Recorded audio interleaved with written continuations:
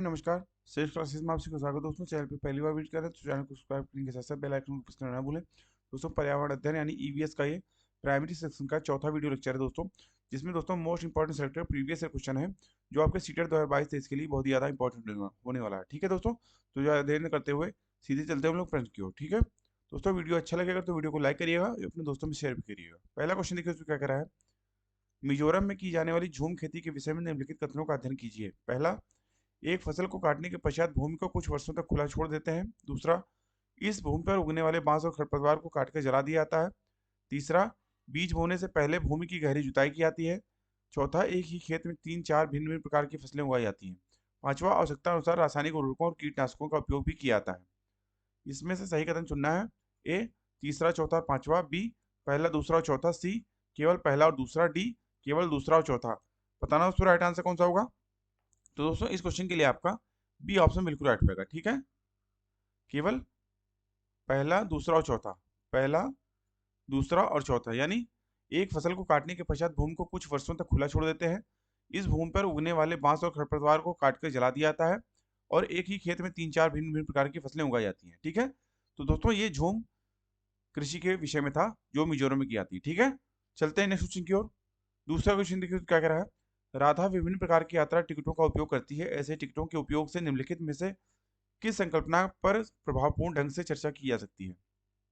पहला, अलग अलग साधनों की से यात्रा करने पर यात्रा की लागत भी भिन्न भिन्न होती है। दूसरा, यात्रा की लागत उस वाहन द्वारा प्रयुक्त ईंधन पर निर्भर करती है। तीसरा, सार्वजनिक परिवहन से एक स्थान से दूसरे स्थान पर जाने के लिए हमें टिकट चाहिए। चौथा, आरक्षण प्रक्रिया समझ। सर्वाधिक उपयुक्त विकल्प चुनिए। ए तीसरा और चौथा। बी पहला और चौथा। सी पहला और तीसरा। डी दूसरा और तीसरा। बताना दोस्तों राइट आंसर कौन सा होगा। तो दोस्तों, इस क्वेश्चन के लिए आपका सी ऑप्शन बिल्कुल राइट होगा। ठीक है, पहला और तीसरा। ठीक है, अलग अलग साधनों से यात्रा करने पर यात्रा की लागत भी भिन्न भिन्न होती है और सार्वजनिक परिवहन से एक स्थान से दूसरे स्थान पर जाने के लिए हमें टिकट चाहिए। यह जो है हमें इस चर्चा के माध्यम से समझ में आएगा। ठीक है, तो सी ऑप्शन आपका इस क्वेश्चन के बिल्कुल राइट ऑप्शन होगा। ठीक है, चलते हैं नेक्स्ट क्वेश्चन की ओर। तीसरा क्वेश्चन देखिए क्या कह रहा है। यदि हम पक्षियों का अवलोकन करते हैं तो हम यह पाते हैं कि अधिकांश पक्षी अपनी गर्दन अत्यधिक हिलाते हैं। इसका कारण यह है कि ए अधिकांश पक्षियों के नेत्र स्थिर होते हैं और घूम नहीं सकते। बी इनके कान ढके होते हैं और वे उड़ सकते हैं। सी पक्षियों के दो नेत्र यानी आंख होते हैं। डी इनके नेत्र दो भिन्न भिन्न वस्तुओं को एक ही समय पर फोकस कर सकते हैं। बताना उसमें राइट आंसर कौन सा होगा। दोस्तों, इस क्वेश्चन के लिए आपका ए ऑप्शन बिल्कुल राइट होगा। ठीक है, अधिकांश पक्षियों के नेत्र स्थिर होते हैं और वे घूम नहीं सकते। ठीक है, इसीलिए हम लोग देखते हैं कि अधिकांश पक्षी अपनी गर्दन अत्यधिक हिलाते रहते हैं। ठीक है, चलते हैं नेक्स्ट क्वेश्चन की ओर। चौथा क्वेश्चन देखिए दोस्तों क्या कह रहा है।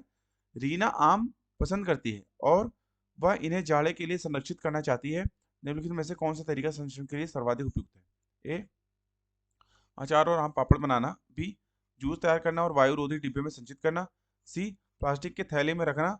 डी रेफ्रिजरेटर से में वंचित करना। बताना दोस्तों राइट आंसर कौन सा होगा। दोस्तों, इस क्वेश्चन के लिए आपका ए ऑप्शन बिल्कुल राइट होगा। ठीक है, अचार और आम पापड़ बनाना, ए ऑप्शन आपका इस क्वेश्चन के लिए बिल्कुल राइट ऑप्शन होगा। ठीक है, चलते हैं नेक्स्ट क्वेश्चन की ओर। पांचवा क्वेश्चन देखिए क्या कह रहा है। केरल के निकटवर्ती राज्य हैं। ए तमिलनाडु और आंध्र प्रदेश। बी कर्नाटक और महाराष्ट्र। सी आंध्र प्रदेश और कर्नाटक। डी कर्नाटक और तमिलनाडु। बताना उसका राइट आंसर कौन सा होगा। तो दोस्तों, इस क्वेश्चन के लिए आपका ये ऑप्शन बिल्कुल राइट होगा। ठीक है दोस्तों, केरल भारत का एक राज्य है। इसकी राजधानी तिरुवनंतपुरम है और यहाँ की प्रमुख भाषा जो है वह यहाँ की मलयालम है। तथा दोस्तों, इसके जो पड़ोसी राज्य हैं वो आपका तमिलनाडु और आंध्र प्रदेश है। ठीक है, तो ये ऑप्शन आपका इस क्वेश्चन के लिए बिल्कुल राइट ऑप्शन होगा। चलते हैं नेक्स्ट क्वेश्चन की ओर। छठा क्वेश्चन देखिए उसमें क्या कह रहा है। निम्नलिखित में से हमारे देश के किस राज्य के अधिकतर लोग नारियल के तेल में पकी हुई समुद्री मछली खाना पसंद करते हैं। ए मिजोरम। बी गोवा। सी जम्मू और कश्मीर। डी बिहार। बताओ दोस्तों राइट आंसर कौन सा होगा। दोस्तों, इस क्वेश्चन के लिए आपका बी ऑप्शन बिल्कुल राइट होगा। ठीक है दोस्तों, गोवा राज्य के लोग अधिकतर नारियल के तेल में बनी हुई समुद्री मछली खाना पसंद करते हैं। तो बी ऑप्शन आपका इस क्वेश्चन के लिए बिल्कुल राइट ऑप्शन होगा। चलते हैं नेक्स्ट क्वेश्चन की ओर। सातवां क्वेश्चन देखिए उसमें क्या कह रहा है। निम्नलिखित में से वह कौन सा जानवर यानी जंतु है जिसके अग्नि यानी आगे के दांत हमेशा बढ़ते रहते हैं। वे दांतों को बहुत अधिक लंबा ना होने देने के लिए वस्तुओं को काटते यानी कुतरते रहते हैं। ठीक है, ए दीमक, बी गिलहरी, सी छिपकली, डी चूहा। बताना दोस्तों राइट आंसर कौन सा होगा। दोस्तों इस क्वेश्चन के लिए आपका डी ऑप्शन बिल्कुल राइट होगा। ठीक है, चूहा। चलते हैं नेक्स्ट क्वेश्चन की ओर। आठवां क्वेश्चन देखिए तो क्या कह रहा है। कोई किसान उर्वरकों और कीटनाशकों का अत्यधिक उपयोग करके अपने खेतों में बार बार धान की फसल उगा रहा है। ऐसा करने से उसकी खेतों की मृदा ए केवल धान की फसलों के लिए ही उपयोगी रहेगी, बी जुताई के लिए उपयुक्त बन जाएगी, सी बंजर हो जाएगी, डी अन्य फसलों के लिए भी उपजाऊ बन जाएगी। बताना दोस्तों राइट आंसर कौन सा होगा। तो दोस्तों इस क्वेश्चन के लिए आपका सी ऑप्शन बिल्कुल राइट होगा। ठीक है, ठीक है दोस्तों, बंजर हो जाएगी। दोस्तों अगर बार बार कोई किसान धान की फसल के लिए उसमें उर्वरकों कीटनाशकों का प्रयोग बार बार करती है तो ऐसा करने से उसकी मृदा जो है वो बंजर हो जाएगी। ठीक है, चलते हैं नेक्स्ट क्वेश्चन की ओर। नाइन्थ क्वेश्चन देखिए तो क्या कह रहा है। रेगिस्तानी ओक के बारे में निम्नलिखित कथनों का अध्ययन कीजिए। पहला, रेगिस्तानी ओक एक वृक्ष है जिसकी ऊंचाई हमारी कक्षा के कमरे के लगभग बराबर अर्थात 4 मीटर की होती है।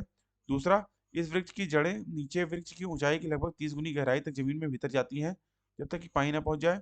तीसरा, इस वृक्ष के तने में पानी एकत्रित होता है। चौथा, वह वृक्ष अबू धाबी में पाया जाता है। इनमें से सही कथन चुनिए। ए पहला, दूसरा और चौथा, बी दूसरा, तीसरा और चौथा, सी केवल पहला और दूसरा, डी पहला, दूसरा और तीसरा। बताना दोस्तों राइट आंसर कौन सा होगा। तो दोस्तों इस क्वेश्चन के लिए आपका दोस्तों सी ऑप्शन जो है, इस क्वेश्चन के लिए दोस्तों आपका सी, हाँ डी ऑप्शन दोस्तों बिल्कुल राइट होगा। ठीक है, पहला, दूसरा और तीसरा, पहला, दूसरा और तीसरा। दोस्तों रेगिस्तानी ओक एक वृक्ष है जिसकी ऊंचाई हमारी कक्षा के लगभग यानी कमरे के लगभग बराबर अर्थात 4 मीटर की होती है।